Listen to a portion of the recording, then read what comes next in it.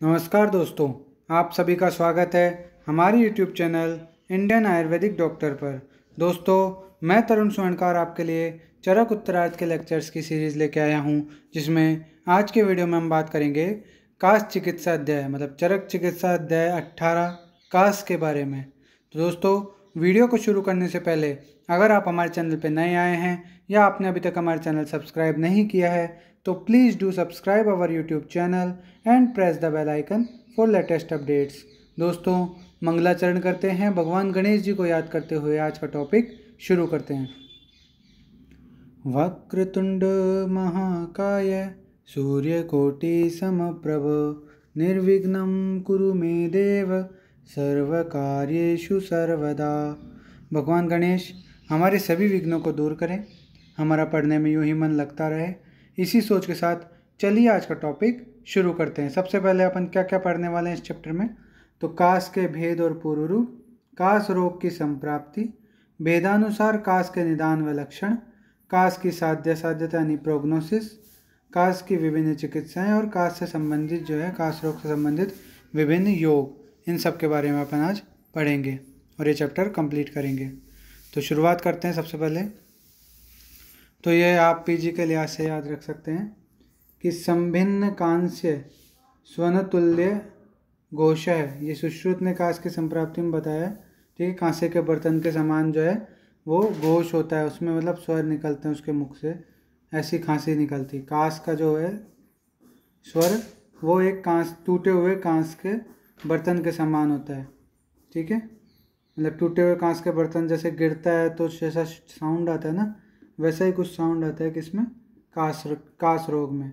फिर अगला है भिन्न कांस्यम पात्र हत स्वरम।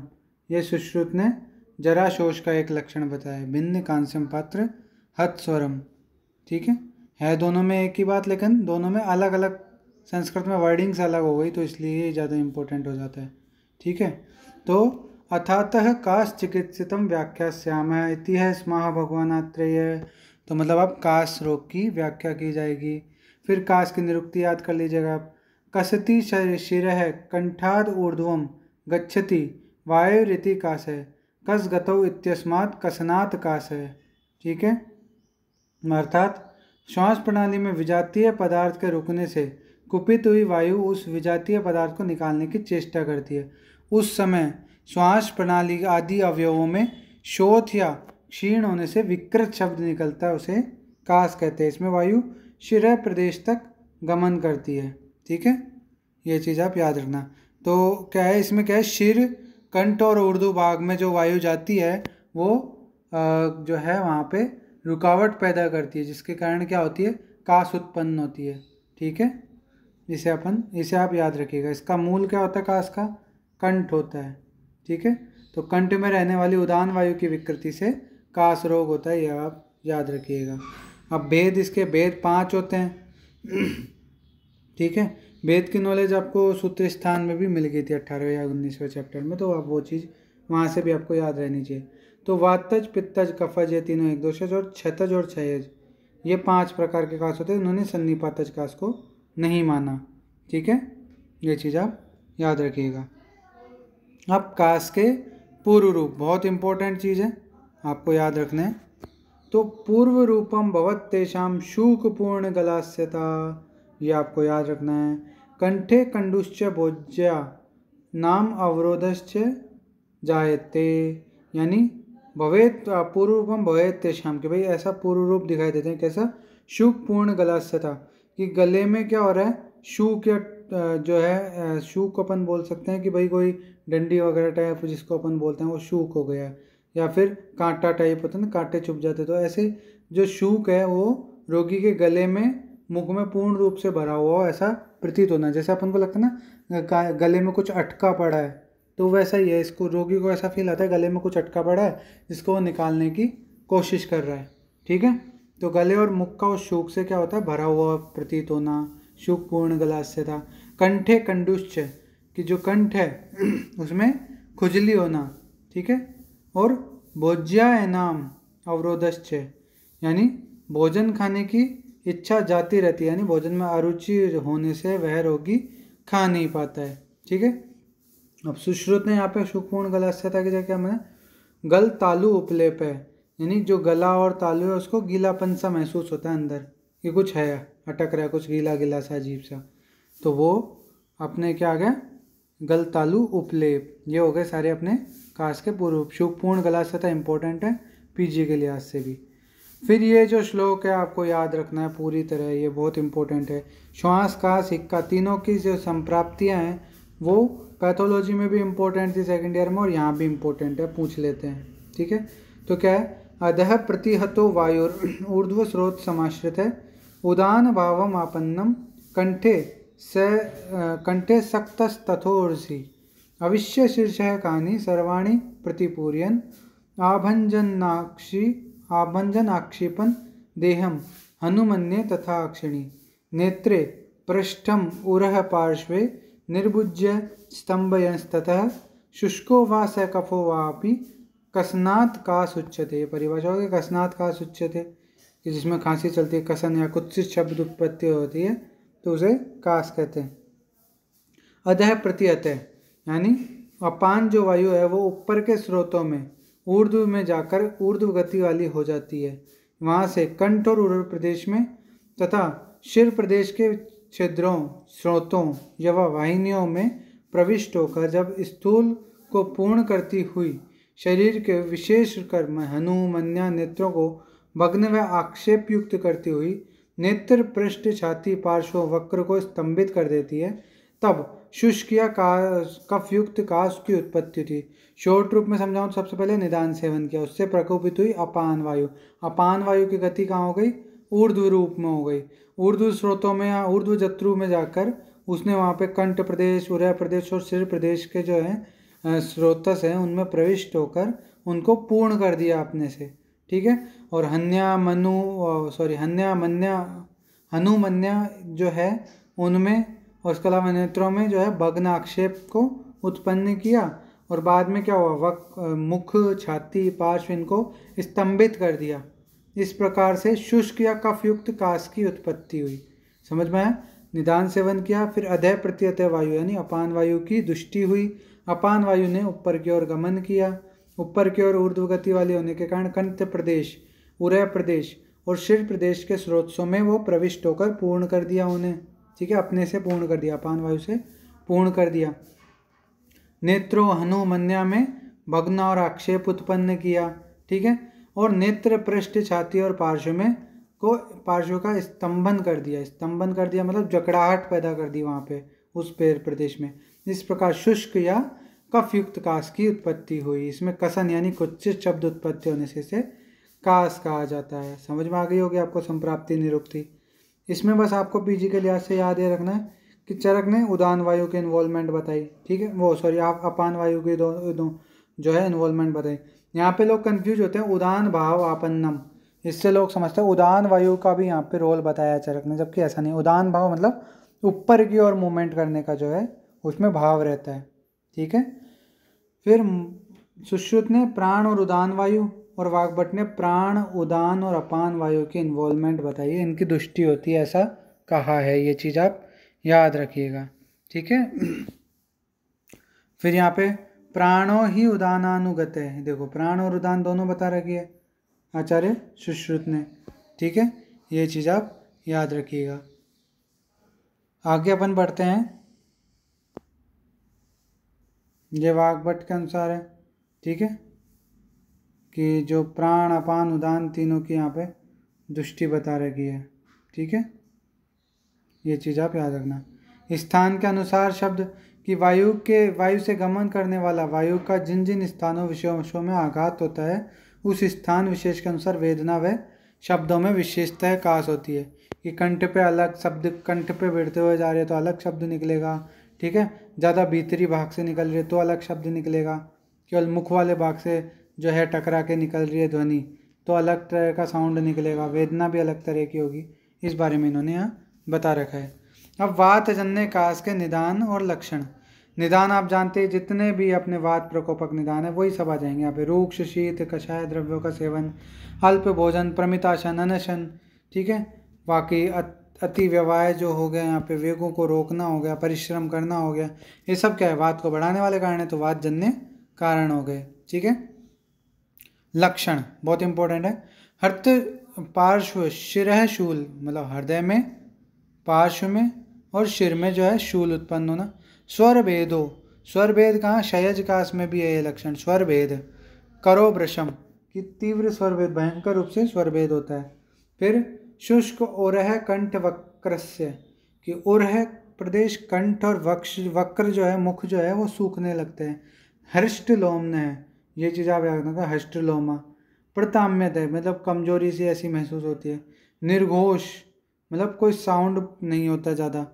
फिर दैन्य, दीनता आ जाती है, रोगी में दीन हो जाता है। ठीक है। तनन दौर्बल्यम, दुर्बलता आ जाती है। क्षोभ, मोह करते, मोह उत्पन्न होता है उसके शरीर में। ठीक है। शुष्क कास है, कफम शुष्कम, कृच्छान भुक्ताल्पता भजेत वजेत। ठीक है। फिर यहाँ पे कारण और लिख रखा है, स्निग्धाम्ल लवणोष्णई भुक्त पीति प्रशाम्यति, कि भाई स्निग्ध से चीज़ों का सेवन करेंगे आप, लवण का सेवन करेंगे, अम्ल का सेवन करेंगे, तो लक्षणों में कमी आएगी। ठीक है। ऊर्ध्ववातस्य जीर्णे अन्य वेगवान मारुतो भवेत, कि जैसे ऊर्ध्ववात हो जाती है या फिर भोजन जीर्ण हो जाता है, तो उस वक्त क्या होता है कि वात जन्य कास का वेग बढ़ जाता है। ठीक है। यही बातें यहाँ पे वापस हिंदी में लिख रखी, हृदय, पार्श्व, वक्ष प्रदेश, सिर में शूल होते हैं, वायु से के कुपित होने से स्वर भेद होना, वक्ष प्रदेश, कंठ, मुख का निरंतर सूखा रहना, बार बार रोमांच और शरीर में ग्लानि होना। ठीक है। कास का वेग आते समय कभी शब्द की प्रतिध्वनि नहीं होनी है, मुख में दीनता, और कभी शब्द में प्रतिध्वनि में दुर्बलता, क्षोभ, मोह। ठीक है। सूखी खांसी। स्निग्ध अम्ल लवण के सेवन से इनको रोग शांत होना, रोग के लक्षणों में कमी आना। ठीक है। वायु की गति का ऊर्ध्व होना, ये सब जो है वेग बढ़ाने वाला होना। तो ये सब वातज कास के जो हैं लक्षण हो गए। अब आगे अपन बात करते हैं कंपैरेटिव स्टडी की, लोमहर्ष और सैलोमहर्ष।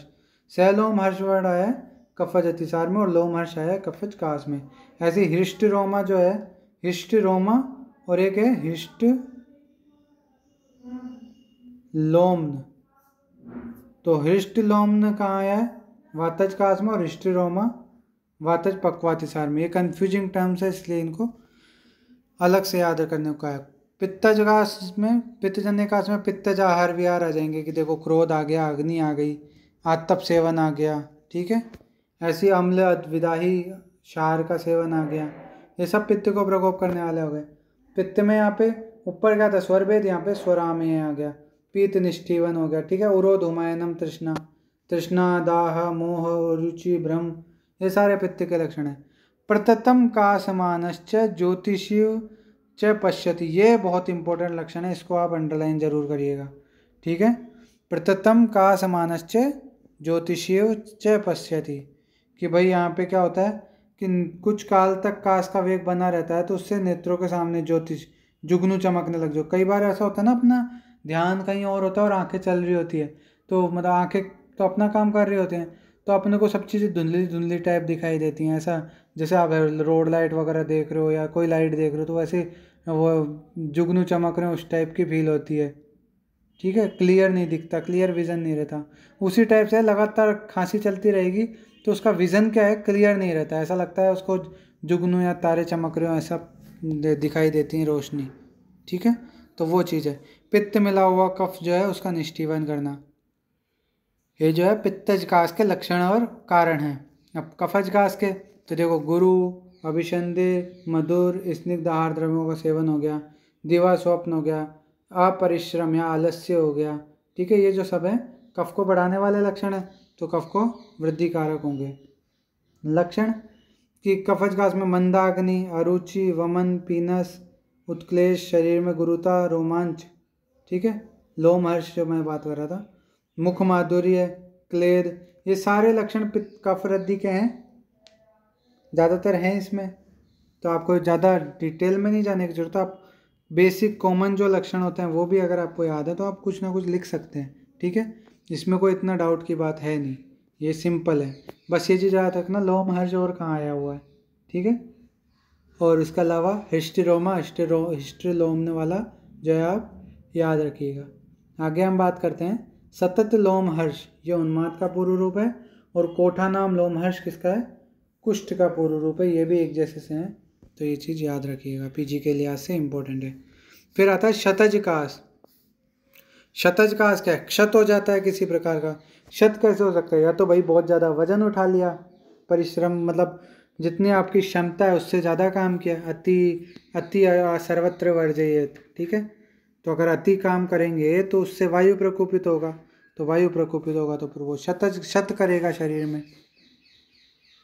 तो उसी बारे में यहाँ पे कह रखा है शतजकास के कारणों में अति व्यवाय, ठीक है, अति भार ढोना, अति अध्व, अधिक युद्ध करना, अपने से शक्तिशाली से लड़ना, घोड़ा आदि जो है उनकी सवारी करना, अपनी शक्ति से अधिक कार्य करना। इससे क्या होता है? रोगी का शरीर रुक्ष हो जाता है और प्रदेश या फुफ्फुस क्षत हो जाते हैं। उस क्षत के स्थान में वायु प्रवेश करके काश की उत्पत्ति कर देती है, ठीक है। अब लक्षण देखें, तो लक्षण यहाँ पे सबसे इम्पोर्टेंट जो बहुत पूछा जाता है वो है पारावत इवा कूजन, कि कबूतर के समान जो है अव्यक्त शब्द का निकालना, दुख स्पर्शेन शूलेन, कि स्पर्श करते हैं अगर जिन भी स्थानों में तो वहाँ वेदना होती है, अधिक कष्ट होता है। जैसे वक्ष प्रदेश पे जैसे ही स्पर्श किया तो भाई बहुत तेज वेदना होती है, शूल होता है। भेद पीड़ा वितापिना, ठीक है, यहाँ पे भेद होना, भेदन जैसी समान पीड़ा होना, ये सब, ठीक है। पर्व भेद, ज्वर, श्वास, तृष्णा, हास्य, वैश्वर्य, मतलब जो स्वर का जो है वो बदल जाना, ठीक है, वैश्वर्य, स्वर भेद। तो स्वर भेद के लिए एक वर्ड है यहाँ पे वैश्वर्य, वो याद रखिएगा आप, ठीक है। ये चीज़ आप याद रखिए। हिंदी में आपने स्वर भेद पढ़ लिया है यहाँ पे तो आप कंफ्यूज हो जाएंगे अगर पीजी में क्वेश्चन आता है तो, ये तो स्वर भेद तो भाई शतजकास में भी दे रखा था, नहीं, शतजकास में क्या दे रखा है? वैश्वर्य, वैश्वर्य, स्वर भेद नहीं लिख रखा है यहाँ पे, वो चीज़ आप याद रखना। मतलब स्वर भेद है लेकिन आपको स्वर भेद नाम से नहीं दे रखा, तो आप ये चीज़ याद रखना, यहाँ पे गलती मत करना, यहाँ पे बहुत लोग फंसते हैं, ठीक है। ऐसे ही जो है कुज्जते कपोतवत, ये ग्रह रोग में आया है। प्रततम कंठकूजनम, ये समसन्निपात ज्वर में आया है, ठीक है। तो ये चीज़ें ऐसे ही है, अव्यक्त शब्द करना है इसमें लक्षण है, तो सब में यही चीज़ है, अव्यक्त शब्द कर रहा है भाई, लेकिन शब्द संस्कृत का अलग अलग है, ये चीज़ आप याद रखिएगा, ठीक है। ये एक बहुत बड़ा अंतर है जो आपको याद रखना है। आगे चलते हैं अपन। फिर इसमें दांतों में दर्द, ठीक है, दांतों में नहीं आएगा यहाँ पे वही आएगा, जॉइंट्स पर्व भेद लिख रखा है ना, तो पर्व में गांठों में आना चाहिए। यहाँ पे गांठें होती हैं जो पैरों की, इनकी जॉइंट्स जो होते हैं, तो जॉइंट्स में पेन होना, ये दांतों में दर्द नहीं आएगा, जॉइंट्स में पेन आएगा, ये चीज़ आप याद रखिएगा। फिर क्षयजकास आ गया, यहाँ पे कारण संप्राप्ति आ गई क्षयजकास की। विषमासन, ऐसा यानी प्रकृति के विरुद्ध भोजन करना, ठीक है। अधिक मैथुन या मलमूत्र आदि के वेगों को रोकना, घृणित वस्तुओं के सर्वदा चिंता करना, इनसे जब जाठराग्नि विकृत हो जाती है तो वातादि तीनों दोष कुपित होकर शरीर को नष्ट करने वाले क्षयजकास को उत्पन्न करते हैं।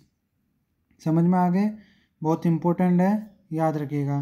फिर दुर्गंधि हरितम रक्त स्टीवेत पूयोपमम कफम, ये इंपॉर्टेंट कैरेक्टर है कि रक्तम स्टीवेत पूयोपमम कफम। दूसरा, हृदयम मन्यते च्युतम, कि हृदय ऐसा लगता है अपने स्थान से जो है अलग हो गया हो या हट गया हो, ठीक है। अकस्मात उष्णम शीतार्तो, बहवाशी, बहुत ज़्यादा खाने वाला। अकस्मात उष्णम शीतार्तो, कभी गर्म, अचानक से गर्मी लगती है, कभी ठंड का एहसास होना।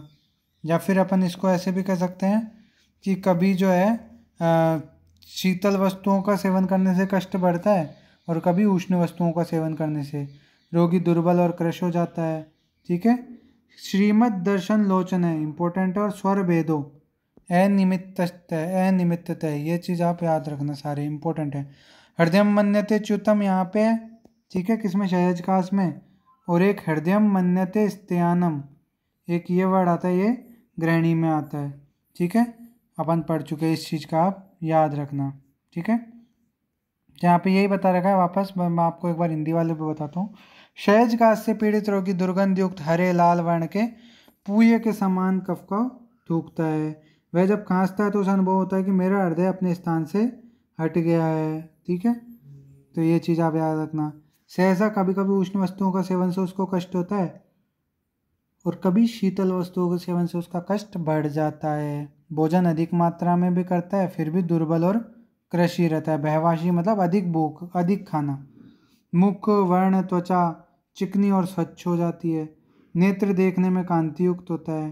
ठीक है, हाथ पैर के तल में स्निग्धता होती है। रोगी सर्वदा दूसरे के गुणों में भी क्या है, दोष देखता है।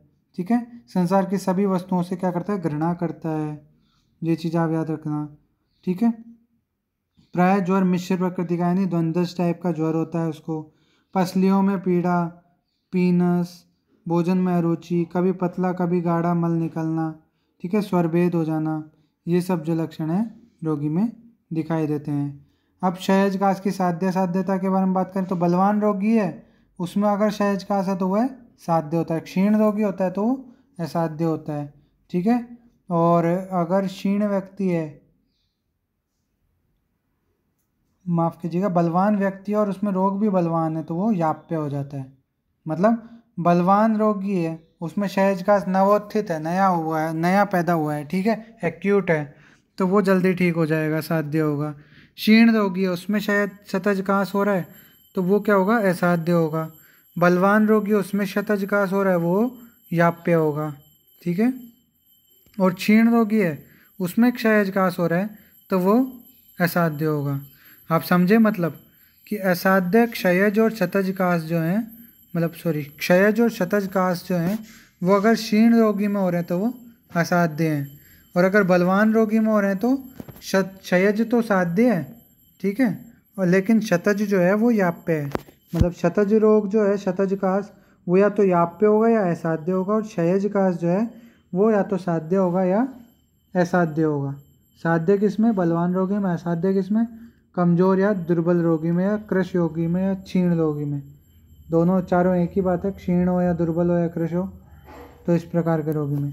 वृद्धावस्था जन्य सभी प्रकार के जो काश हैं वो याप्य होते हैं, कि अगर वृद्धावस्था में खांसी हो रही तो वो सभी प्रकार की कैसी होंगी, याप्य होंगी। वात पित्त कफ वाले जो होंगे वो साध्य होंगे, ये चीज़ आप याद रखिएगा। अब अपन चिकित्सा की बात करते हैं। चिकित्सा पूरा पढ़ाने से पहले मैं आपको शॉर्ट में चिकित्सा के बारे में बता देता हूँ। पहली चिकित्सा तो सभी रोगों की क्या होती है, निदान परिवर्जन, कि भैया जिस कारण से जो है अपने बीमारी पैदा हुई है उस कारण को ही दूर कर दो अपने से। अगर दूर कर दोगे तो आपको फायदा होगा। अब बात करते हैं चिकित्सा की। अलग अलग दोषानुसार चिकित्सा बताई है आचार्य ने, जो दोषानुसार, सॉरी माफ कीजिएगा, वेदानुसार अपन बोलना ज़्यादा सही रहेगा, क्योंकि शतज और क्षयज वेद है, तो वेदानुसार चिकित्सा बताई है उन्होंने। क्या बताया है, सबसे पहले वातिक काश, उसमें उन्होंने निदान परिवर्तन तो बता ही दिया। उसके बाद क्या बताया, सबसे पहले स्नेहन करना सर्वप्रथम, वात शामक द्रव्यों से या दूध द्रव्यों में घृत सिद्ध करके या पेयायुष शीर मांसरस आदि का सेवन कराकर जो है वात शामक द्रव्यों का जो है प्रयोग करवाना और स्नेहन कर्म करना। ठीक है, इसके अलावा धूम, अवलेह, अभ्यंग, परिषेक द्वारा चिकित्सा करना। ठीक है, स्नेहन के बाद स्वेदन, और अगर विबंध की स्थिति हो रोगी में तो अनुवासन बस्ती, पित्त का अनुबंध हो तो विरेचन। समझ में आया, स्नेहन स्वेदन कराना चाहिए वातजकाश में। इसके अलावा अगर रोगी को विबंध है तो अनुवासन बस्ती देनी चाहिए, और अगर पित्त का अनुबंध है वात के साथ तो विरेचन का प्रयोग करवाना चाहिए। इसमें योग जो आते हैं वो कंटकारी घृत, पिप्पल्यादि घृत, त्रियुष्णाद्य घृत, रासना घृत, विड़ंगादि चूर्ण, चित्रकादि लेह, अगस्त्य हरित की, मनशिलादि धूम, सेंधवादि योग, ये सभी जो योग हैं यहाँ पे प्रयोग किए जाते हैं। पैतृक काश की अपन बोले तो कफानुबंध हो गया इसमें, अगर तो वामक द्रव्यों से सिद्ध जो है घृत का पान कराना चाहिए, यानी वमन करवाना चाहिए। फिर शीत व मधुर द्रव्य युक्त पेया या विलेपी, मतलब पेया या विलेपी में शीतल द्रव्य, ठीक है, शीतल द्रव्य या जो अपने मधुर द्रव्य हैं उनको मिला के और प्रयोग कराना चाहिए। फिर हीन कफानुबंध हो, मतलब अगर कफ का अनुबंध तो है लेकिन हीन मात्रा में, तो अपने प्रधान दोष क्या है, पित्त, उसकी चिकित्सा करो, तो मतलब विरेचन करवाओ। ठीक है, मुख्यतः पिप्पली, मुलेठी, खरजूर, नागरमोथा यानी मुस्तक, मुनक्का, कमल, इसमें ज़्यादातर क्या है, शीतल द्रव्य हैं, ठीक है। पिप्पली क्या होती है, अनुष्णशीत। मुलेठी क्या होती है, ठीक है, शीतल होती है। खरजूर शीतल होता है। नागरमोथा मुस्तक, ठीक है। इसके अलावा मुनक्का पित्त शमन करती है, ठीक है। कमल जो है, मुनक्का विरेचन कर्म भी करवाती है, मृदु विरेचन। कमल हो गया, कमल शीतल होता है। कंटकारी हो गया, कंटकारी का असर होता है, अपन जानते ही हैं। आमल की हो गया, आमल की शीतवीर्य होता है, धात्री भी बोलते हैं अपन आमल की को। तो इन सब का यहाँ पे प्रयोग किया जाता है। इसके अलावा विदार्यादि योग या स्थिरादि क्षीर पाक या क्या बोलते हैं शरादि योग या फिर शर्करादि योग, ये सब चीज़ें जो हैं यहाँ पे पित्तजगास में उपयोग की जा सकती हैं। अब आता है कफजगास का। तो कफजगास में क्या है, वमन कराना है अपन को। कफजगास है तो वमन तो आएगा ही, आप जानते ही हैं। कटु द्रव्य और उष्ण अन्न का सेवन यहाँ पे कराना चाहिए। धूमपान, कि भाई जैसे वमन तो करा दिया आपने, उसके बाद भी क्या रहता है, कई बार दोष जो हैं वो थोड़े मोड़े रह जाते हैं ऊर्ध्व जत्रु भाग में। तो उन थोड़े मोड़े जो छोटे मोटे दोष हैं, बड़े रह गए, जो बाकी रह गए, उनको दूर करना किसके द्वारा, धूमपान के द्वारा।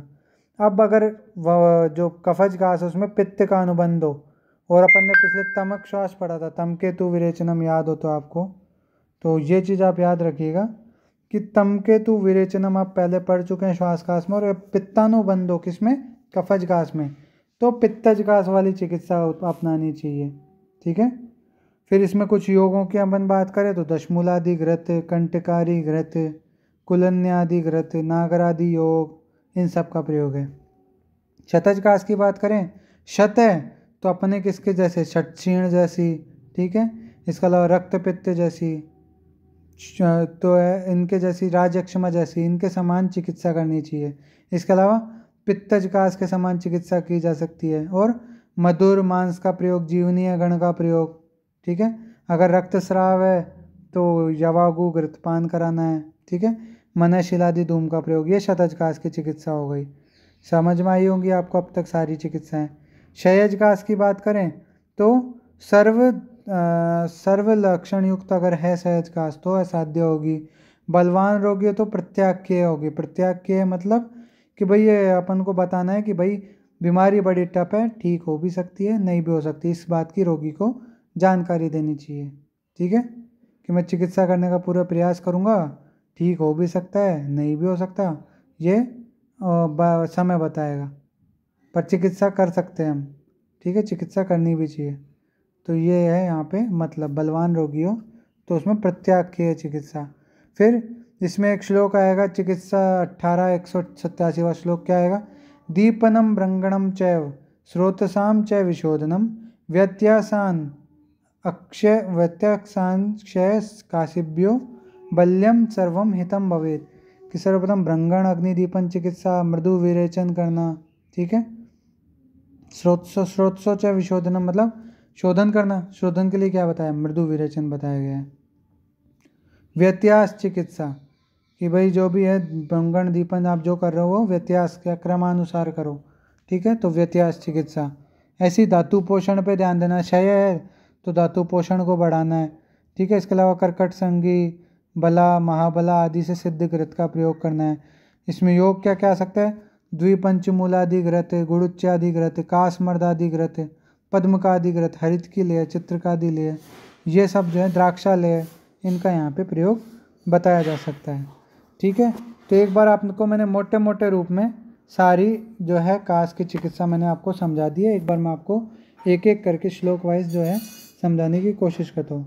तो वातजकाच में स्नेहम च उपाचरित, इसकी वातनाशक द्रव्यों से सिद्ध घृत, बस्ती, पेयायूष, मांसरस स्नेहों का प्रयोग करके या स्निग्ध धूम, अभ्यंग, अवलय, परिषेक युक्त का द्वारा युक्तिपूर्वक जो है स्नेहन करना चाहिए। फिर स्नेहन के प्रयोग के बाद जिनमें विबंध हो गया हो तो अनुवासन बस्ती का प्रयोग मैंने जो आपको बताया, ठीक है। इसके अलावा स्वेदन भी करना चाहिए या स्वेदन कराना चाहिए, तीनों बात आ गई, ठीक है। फिर जिन व्यक्तियों में पित्त के साथ कफ का भी संबंध हो तो स्नेहयुक्त योगों से विरेचन कराना चाहिए, ठीक है। पित्त या कफ के साथ वातजकास का संबंध होने पर। समझ में आई चारों प्रकार की चिकित्साएं। सर्वप्रथम चिकित्सा क्या थी, स्नेहन। स्नेहन के बाद स्वेदन। स्वेदन के बाद अगर विबंध हो गया हो तो अनुवासन बस्ती। चौथी क्या बताई यहाँ पे कि भाई अगर आपने इस वो पित्त का और कफ का भी अनुबंध हो वात के साथ साथ, तो वहाँ पे स्नेहयुक्त विरेचन बताया गया। ये चीज़ आप याद रखना। फिर कंटकारी घृत नाम याद आ गया। ठीक है। बहवाशी वर्ड कहाँ कहाँ आया है? मुखमंडिका, पिशाच, प्रमेय और क्षयजगास में।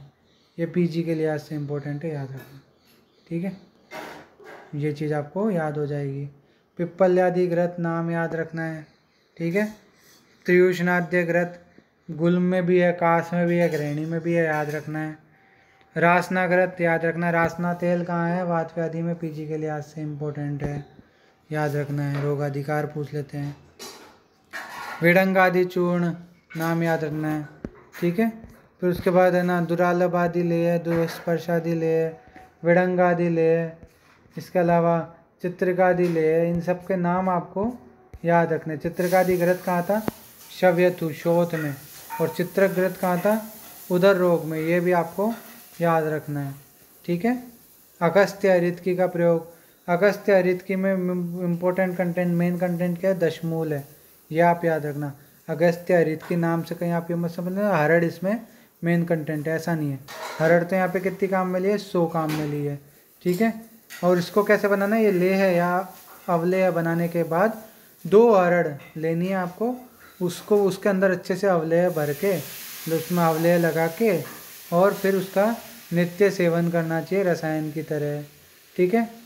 पंचकासान शयम श्वासम हिक्का च विषम ज्वरम, कि 5 प्रकार की कास, क्षय रोग, श्वास रोग, हिक्का रोग, विषम ज्वर, इन सबको क्या है? हंत्य। हंत्य मतलब हनन करने वाला, इन सबको खत्म करने वाला जो है वो रसायन होता है अगस्त्य हरितकी। आपको ये याद रखना है। ठीक है। मनयशिलादि घृत कहाँ आया था? श्वास कास में, ये बात आपको पता ही है। और यहाँ पे क्या आएगा? मनयशिलादि धूम। ये आपको याद रखना है। कास में खदिर सार का प्रयोग। ठीक है, ये चीज़ भी आपको याद रखनी है। फिर कास में धूमपान बता रखा है कि भाई सिर में कोई कफ वगैरह रह गया हो, उपद्रव रह गया हो, तो उसको बाहर निकालने का। धूमपान में वो 10 अंगुल लंबी या 8 अंगुल लंबी नली जो है यहाँ पे प्रयोग करने को बोली है। मनयशिलादि धूम आपको नाम याद रखना है। प्रपोंड्रिक आदि धूम याद हो जाए तो नाम याद रखना है आपको इसका। ठीक है। वातज कास में पत्ते क्या बता रखा है? जो भी स्निग्ध चीज़ें, गुरु चीज़ें हैं, वही पत्ते होनी चाहिए। ठीक है। तो ग्राम में अनूप, जलीय, मांसरस सब हैवी होते हैं। उड़द हैवी होता है। केवाच का यूज ये क्या होता है? भृंगणीय होता है। शाली चावल का भात गुरु भृंगणीय होता है। यव, गेहूँ, साठी का भात। ठीक है। तथा रोटी का जो है यहाँ पे सेवन करना चाहिए। पेया बता रखी है कई तरह की, वो पेया की एक बार रीडिंग मार लेना कौन कौन सी पेया है। 2-4 कंटेंट याद रख लेना बस। कंटेंट वो क्यों लिए गए हैं उसका अंतर देखना कि भाई है स्निग्ध द्रव्य है, गुरु है कि लघु है। ये सब चीज़ें आपको पढ़नी चाहिए ताकि आपके दिमाग में रहे कि हाँ यही कंटेंट क्यों यूज किए गए। कल को आप सिंगल ड्रग या मल्टी ड्रग योग लिखते हो अपनी ओर से, तो उसके लिए आपको याद रहनी चाहिए चीज़ें कि हाँ ये काम करती है, ये गुण वाली होती है, इसका रस विपाक ये होते हैं, ये ऐसे काम करती है। अगर आपको मेडिसिन का एक एक ड्रग का मालूम होगा तो आप ज़्यादा अच्छे से और ज़्यादा बढ़िया ट्रीटमेंट कर पाएंगे। ठीक है। आगे अपन देखते हैं। वातज काश में विविध काश की मकोए वगैरह, मूली का साग जो हो गया, तिपतिया, तिल तेल, दूध, इक्षुरस, गुड़ के बने विकार, इन सब का जो है यहाँ पे सेवन बताया गया है। इसके अलावा दही का सेवन। ठीक है। खट्टे फल का रस, प्रसन्ना प्रसन्ना, अन्य मधुर अम्ल रस का सेवन, लवण रस का सेवन, ये सब आप जानते हैं वातनाशक होते हैं, तो इनका सेवन यहाँ पे बताया गया है। अब बात करते हैं पित्तज कास की। तो पित्तज कास में जैसा कि मैंने आपको बताया था कि उसमें अगर कफ का अनुबंध है तो आप क्या चिकित्सा देंगे? कफ के अनुबंध में वामक द्रव्यों से सिद्ध घृतपान। ठीक है। फिर यहाँ पे बता रखा मदन फल आदि का प्रयोग करा के वमन कराना, ये सब वमन के योग बता रखे हैं, तो वो चीज़ आपने पढ़ ली, आपको पता है। फिर आगे अपन बात करते हैं। पित्ते तनु कफे कासे तीव्रताम मधुरयुताम हृदयाद आनंद कफे तिक्तैर्विरेकार्थे युताम भिषक, कि आनंद व कफ हो या आनंदवात हो या कफ हो यहाँ पे, ठीक है, कफ का कम, पित्त का तनु मतलब कफ का तो है कम, क्षीण कफानुबंध हो या हीन कफानुबंध हो तो वहाँ पे विरेचन कराना चाहिए, तीव्रत युक्त होना चाहिए, वो मधुर रस युक्त और तीव्रत युक्त द्रव्यों का जो है विरेचन कराना चाहिए। कहाँ कब कब? एक तो जो पित्तजकास में हीन कफानुबंध हो उसमें, और एक अनद्यवात, ठीक है, इन सब में जो है यहाँ पे प्रयोग बताया गया। यहाँ पे हृदयाद न कफ है, माफ़ कीजिएगा, अनद्य नहीं है, हृदयाद न कफ है, वही कफ ज़्यादा नहीं है। फिर यहाँ पे अपन आगे बात करते हैं, जो इम्पोर्टेंट चीज़ है वही बता रहा हूँ यहाँ पे। विदार्यादि योग, नाम याद रखिएगा। पित्तजकास में मधुर रस का सेवन जो है वो ज़्यादा बढ़िया बताया गया है। तिक्त शाक का सेवन है, यव कोदो इन आहार रसों का सेवन है, मुद्ग आदि का सेवन है, लघु अन्नों का सेवन मतलब यहाँ पे बता रखा है, ये चीज़ आप याद रखिएगा। अनुपान, अनुपान में देखिए शरबत, मुनक्के का रस, ठीक है, इक्षु रस, गोदुग्ध, मधुर शीतल द्रव्य, इनका अनुपान के रूप में प्रयोग यहाँ पे बताया गया है, ठीक है। फिर क्या बता रखा है? काकोली, बड़ी कटेली, मैदा, महामैदा, अड़ूसा, सौंठ, इन द्रव्यों से बनाए पकाए हुए जो दूध वगैरह है, यूष है, मांस रस है, उनका जो है सेवन यहाँ पे करने को बोला गया है। आगे अपन बात करते हैं स्थिरादि क्षीरपाक, नाम याद रखिएगा। शर्करादि योग, नाम याद रखना है अपन को। फिर आती है कफजकास की चिकित्सा। कफजकास में कहला बलिनम वमनई राधव शोधितम कफकासिनम, मतलब जो बलवान रोगी है उसमें वमन से शुरुआत करनी है, ठीक है। कटु उष्ण द्रव्यों का सेवन यहाँ पे बताया गया है। कटु उष्ण रूक्ष द्रव्यों का जो है सेवन यहाँ पे बताया गया। कटु रूक्षोष्णई कफग्नई च उपचारित, मतलब समझ में आ गया आपको कि कटु रूक्ष उष्ण और कफग्न जो द्रव्य हैं उनका जो है यहाँ पे सेवन बता रखा है।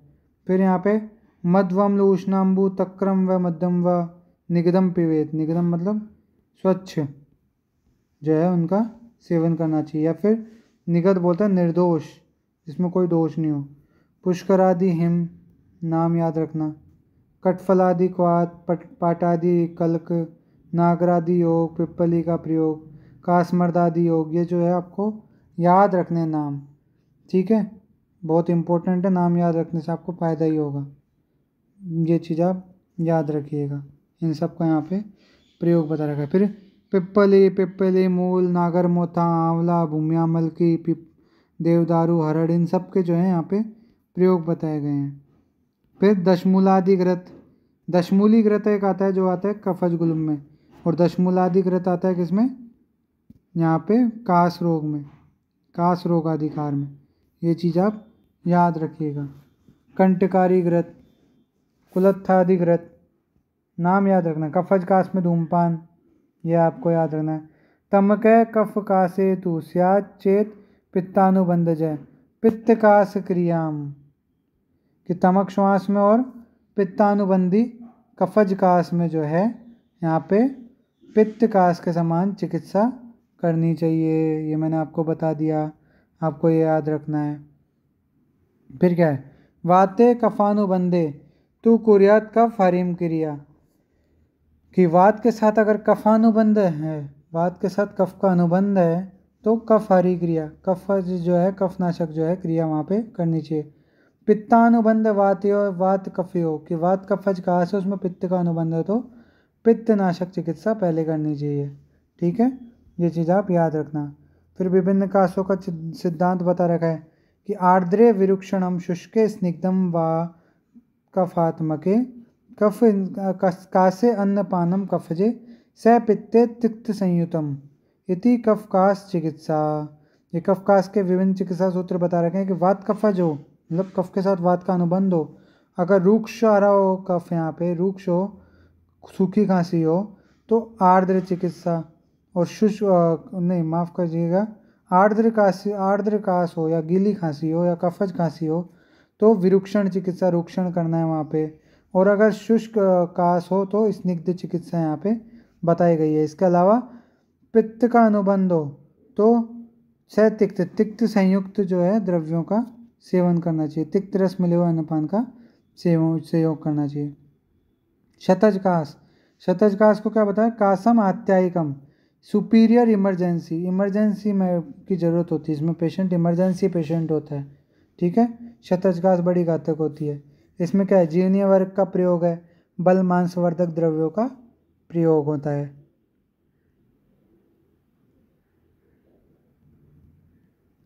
फिर हम आगे चलते हैं, पिप्पल्यादि स्नेह।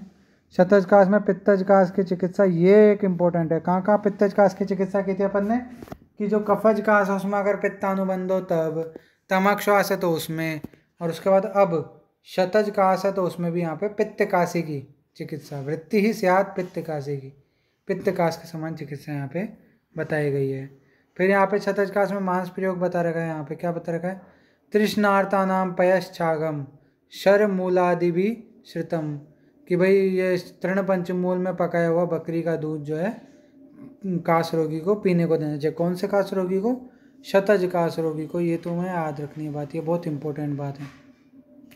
पित्त के शमन के लिए श्रेष्ठ औषधि क्या बताई गई है, घृत। तो यहाँ पे घृत का पान बता रखा है शतजकास में, ठीक है।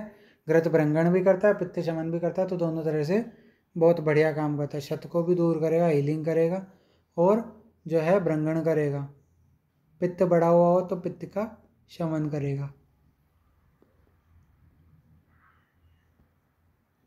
आगे मनय शिलादि धूम, नाम याद रखने बस आपको इनके, ठीक है। जो जो योग यहाँ पे दे रखे हैं, खासकर जिनको हाईलाइट कर रखा है खुद बुक में, वो योग तो है, आपको नाम याद रखने ही है उनके, ठीक है।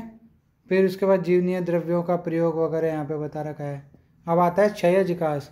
क्षयजकास कैसा बताया था अपन ने, कि भैया दुर्बल रोगी है तो उसमें असाध्य, और प्रबल रोगी है तो उसमें क्या होता है, साध्य होता है। समझ में आया, और माफ़ कीजिएगा, हाँ, प्रबल रोगी है बलवान रोगी है तो उसमें साध्य होता है। और शतजकास क्या क्या बताया था, दुर्बल रोगी में क्या होता है, असाध्य, और प्रबल रोगी में याप्य। ये चीज़ आपको याद रखने की है। नवीन क्षयजकास में क्या कराते हैं, भृंगण। क्षय है तो क्षय को दूर कर दिया तो वैसे ही ठीक हो जाएगा रोगी, तो नवीन क्षयकास है तो उसमें भृंगण द्वारा उस क्षय को दूर करने का बताया गया है, ठीक है। क्षयजकास में मृदुशोधन का भी बता रखा है, याद रखिएगा। वात प्रदान होने पर जो है चिकित्सा उसके अनुसार होगी, यह भी याद रखिएगा।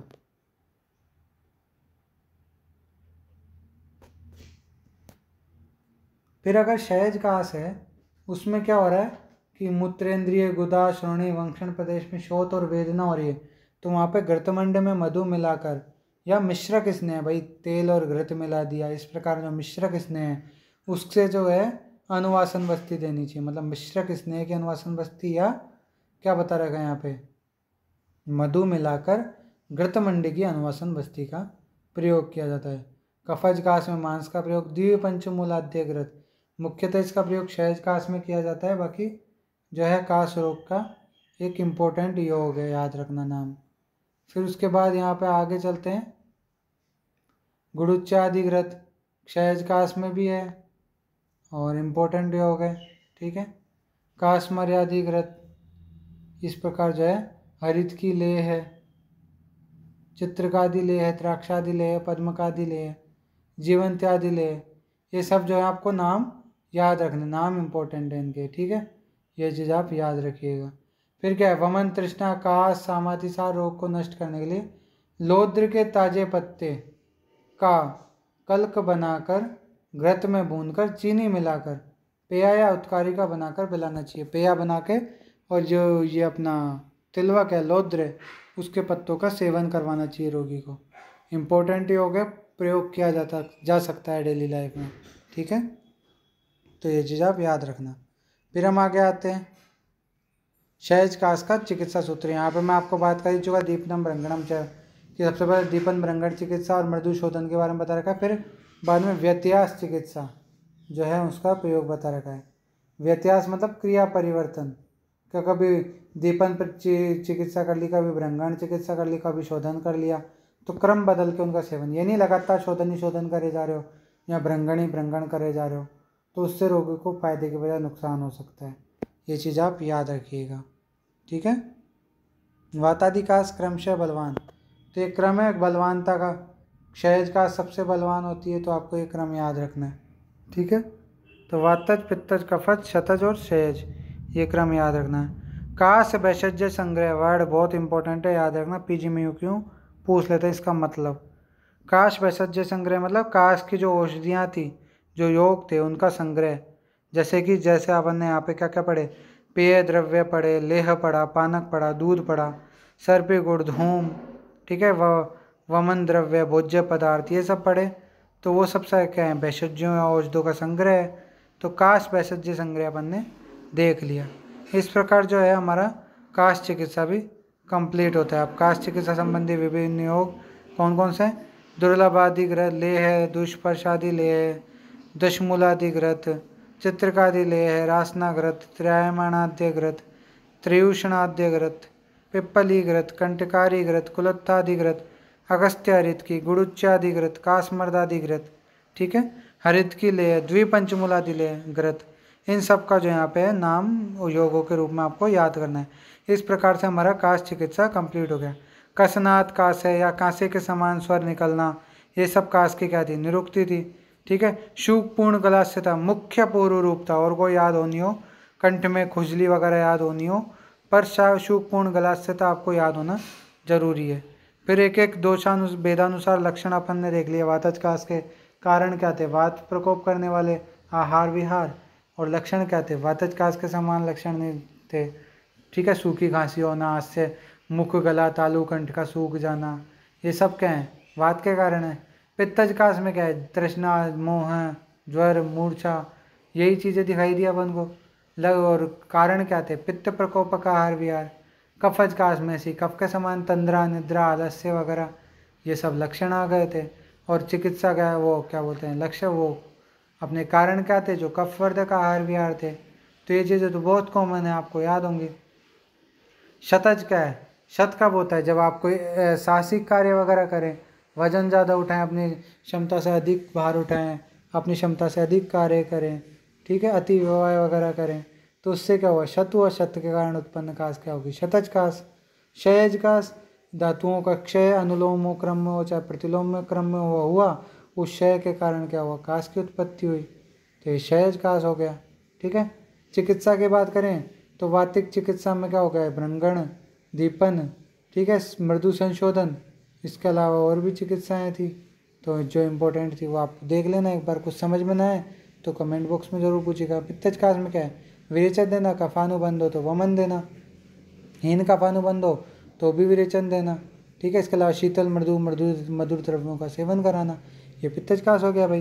कफज काश हम बात करें तो क्या है कि जो वात को बढ़ाने वाली चीज़ें हैं, कफ को घटाने वाली चीज़ें, उनका प्रयोग करवाओ, ठीक है। तो वो कफज काश की चिकित्सा हो गई। क्षयज शतज काश की चिकित्सा अपन ने देख ही ली, दीपन, भ्रंगण वगैरह जो है ये सब क्षयज काश में दे रखी हैं, ठीक है। इसके अलावा ओवरऑल व्यत्यास चिकित्सा एक इम्पोर्टेंट चिकित्सा है, जिसमें क्रम बदल के चिकित्सा की जाती है। तो इस प्रकार जो है अपना काश चिकित्सा कंप्लीट होता है। योग अपन ने बहुत सारे देख ही लिए, मनाशिलादि धूम जिसमें इंपॉर्टेंट है, अगस्त्य हरित की इंपॉर्टेंट है, रसायन का काम भी करता है। अगस्त्य हरित की नाम से कंफ्यूज नहीं होना कि मेन कंटेंट इसमें हरित की है, क्यों, क्योंकि हरित की मेन कंटेंट नहीं है। मेन कंटेंट क्या है इसमें, तशमूल। तो इस प्रकार से जो है हमारा आज चैप्टर कंप्लीट होता है। मिलते हैं अगले वीडियो में, तब तक के लिए स्वस्थ रहें, मस्त रहें, बाय बाय।